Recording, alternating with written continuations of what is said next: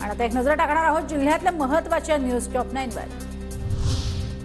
केंद्र सरकारच्या वाणिज्य आणि उद्योग मंत्रालयाकडून कांदा निर्यात बंदी पुढील आदेश येईपर्यंत कायम।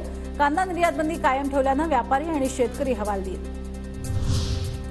मार्च महिन्यातच राज्यात पुन्हा भीषण दुष्काळाची चाहूल। राज्यातील एकूण धरणांपैकी 20% जलसाठे पूर्णपणे कोरडे ठाक। राज्यात 39.72% पाणीसाठा शिल्लक। मराठवाड्यातील नागरिकांवर पाणी टंचाईचं संकट। मराठवाड्यातील पाण्याची पातळी खालावली। संभाजीनगर शहराला 10 ते 12 दिवसांनी पाणी पुरवठा। सांगली जिल्ह्यातील चांदोली धरणात 45% पाणी साठा शिल्लक। मे महिन्यात धरणातील पाणी साठ्यात मोठ्या प्रमाणात घट होण्याची शक्यता। साताऱ्याच्या पाटणमधील तारळी धरणाचे 14 वर्षांपासून वापराविना वाया जाणारं पाणी कालव्यामध्ये सोडण्यात यश। पाण्यामुळे 15,800 हेक्टर शेतीला मिळणार लाभ।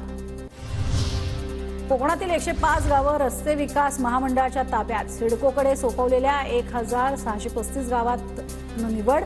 105 गावात नवीन नगर होणार। नाशिकमधील सिटीलिंकच्या वाहकांचा संप मागे। सिटीलिंक बसच्या संपामुळे नाशिक मनपाला 1 कोटीचा फटका। आजपासून पूर्ण क्षमतेने सिटीलिंक बस धावायला सुरुवात।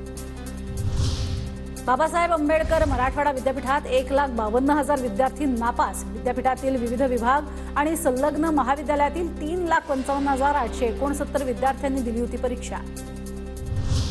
रत्नागिरीमध्ये यंदा काजूचं उत्पादन अवघं 25%। सुक्या काजूचे दर घसरल्यानं शेतकरी संकटात। ओल्या काजू आगाराची मागणी वाढल्यानं सुक्या काजूवरती परिणाम।